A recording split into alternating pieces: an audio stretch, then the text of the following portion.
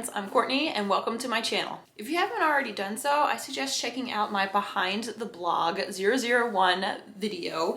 That's where I go over just the basics of what I do for my blog, what goes into my content calendar, what my calendar looks like, what I do day to day, week to week, and kind of my strategy behind what I do for the blog. So feel free to check that out. Also, I have my Bookstagram and my Twitter accounts that have a lot more bookish content that I post regularly and daily if you want to check that out, so you're not waiting a week to see my new vlogs for content. You can check out the social media channels. So today I am doing my January wrap up. So the first month of the year had a lot of exciting books. I read 9, 6 print books and 3 audiobooks, and all of them except for what is on audiobook were on my unread shelf. So I'm still continuing to do Whitney Conrad, the Unread Shelf Reading Challenge, where I read books that I currently own that I haven't read before. So I was really proud of myself for knocking 6 of those out for this month.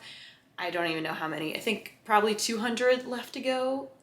But yes, and then also I'm doing the Read Around the World Challenge, so I satisfied a couple of books there for this month, but no worries, I have 2 months to go to get a full bingo, so I will be continuing to do that. Plus, I think it's just a good way to expand my knowledge when it comes to different countries around the world. I tend to have a lot of books set in the United States and England, which there's nothing wrong with that, but as you'll see in the reading that I've done this month, it's been really great to expand and check out different parts of the world that I hadn't known too much about, and hopefully these books have given me a little bit more context or more incentive or motivation to move forward learning more about them.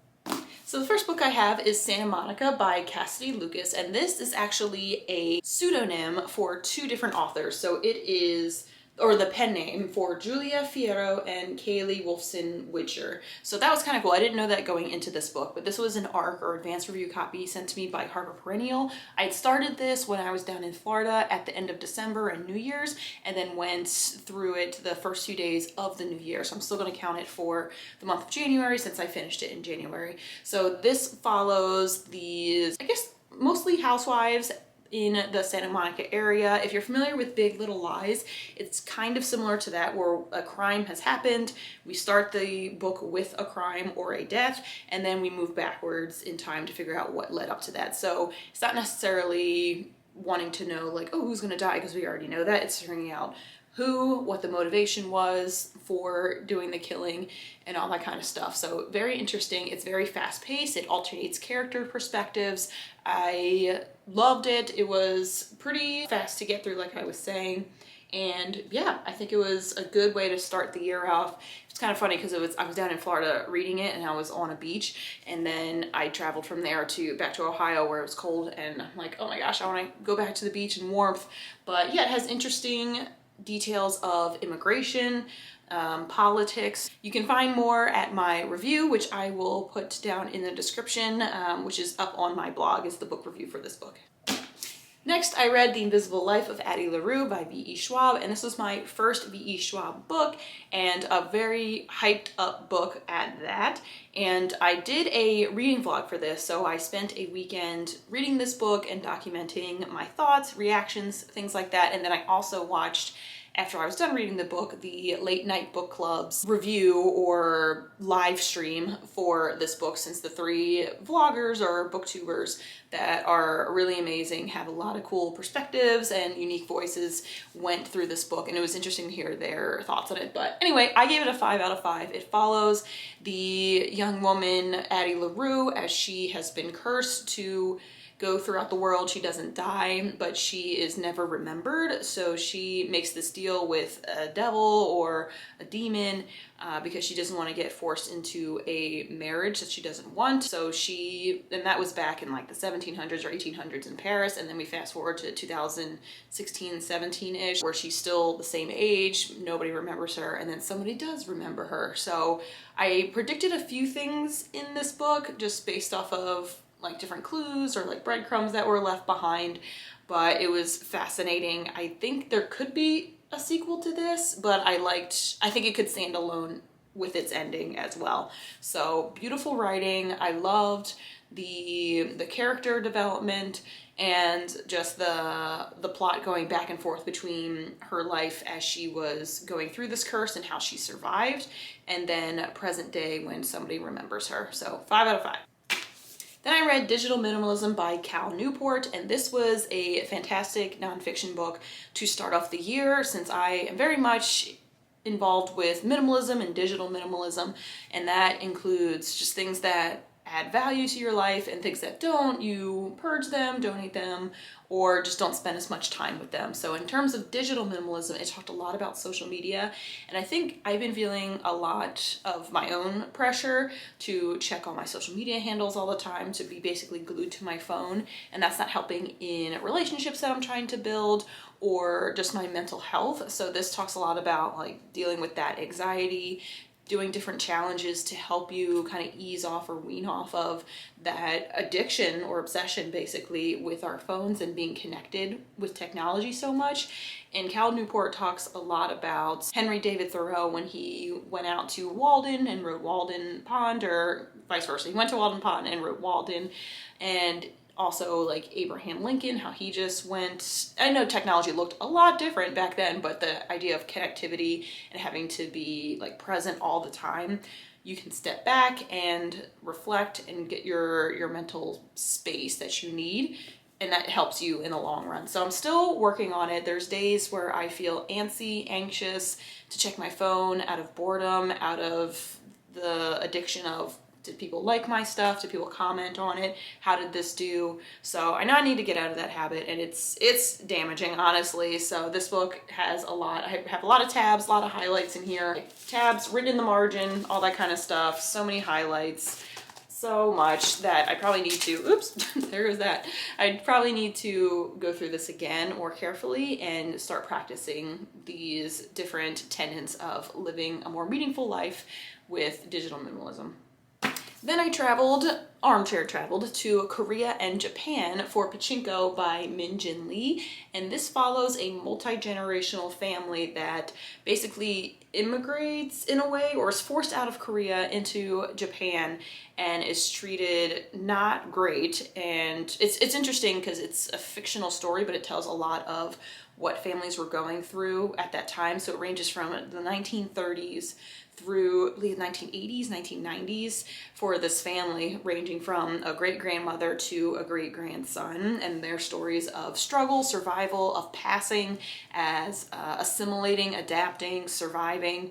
So it was beautifully written. It's a pretty chunky book, pretty floppy paperback, but it does talk a lot about the devastation and the just what Korean families had to go through. It talks about the North and South divide and trying to hold on to one's traditions and family in a new space where they may not feel welcomed. So I thought it was beautifully written. I gave this a 5 out of 5. And like I said, this is part of my Read Around the World challenge, so that satisfies. For me, it was Korea that I wanted, but it could also satisfy Japan as well. Then we have We Can Only Save Ourselves by Alison Wisdom, and this was an ARC sent by Harper Perennial, so I'll advance review copy, and this comes out February 2nd. So this goes through the life of two different things happening. One is this cult of young women and this older man leading them in this new religion of trying to wake people up, and they kind of like live together and have like their own family and like love going on, but that turns into something a little bit more violent and dangerous down the road. And that's all that they can see is their bigger picture of what their efforts are going towards. But then we have the other side of the coin of what it looks like to be in a neighborhood of perfection, of what a community should look like, what a neighborhood should look like with its perfection, its white picket fences, its family of 4, 2.5 kids, whatever. So it goes back and forth of, well, both of these are groups or cults of their own right. There are some pros and cons to both, and not that I'm about to go join a cult like the one that is featured here, but there are, in terms of what a cult is, it's more than just this negative feeling or these negative thoughts we have about what we historically have heard about cults. So I found that very interesting. with that type of commentary. So yeah, I gave this a 3.5 out of 5 stars. So just very interesting, like I said, about new religions and cults and what motivates people to stay, be involved, and move towards whatever the goals are of those groups. The last print book I have is The Poppy War by R.F. Kuang, and this was phenomenal. I've heard so many good reviews about this book. After I finished reading this, I watched the FictionalFates YouTube channel reading vlog. I know he does the whole trilogy, so this is the first of 3 books, but I watched the first third of his video of his reactions to this, and it's pretty spot on to what I was feeling about the aftermath of war, the effects of war, what Asian culture and history is put into here with classism and the relationship between China and Japan, and that's not really talked about too much, especially in Western history. So I feel like awakened by this history that I am just now learning about as it comes to China's history with Japan. So I don't know, it was interesting to see in a fantasy sci-fi kind of way, but it still brought in a lot of bigger themes of what that war and those experiences were like. So this is not something that is taken lightly. Like it's a dense, emotional, heavy read for sure. But the magic and the lore is super fascinating and intriguing. Yeah, so absolutely phenomenal. I do plan, when my book buying ban is up, hopefully this summer, I will buy the rest of the series, because I only wanted to buy the first one at first. The second one is also, it's called The Dragon Republic, and that is, I think, a little bit thicker. I think it's 600 pages, and this is just over 500.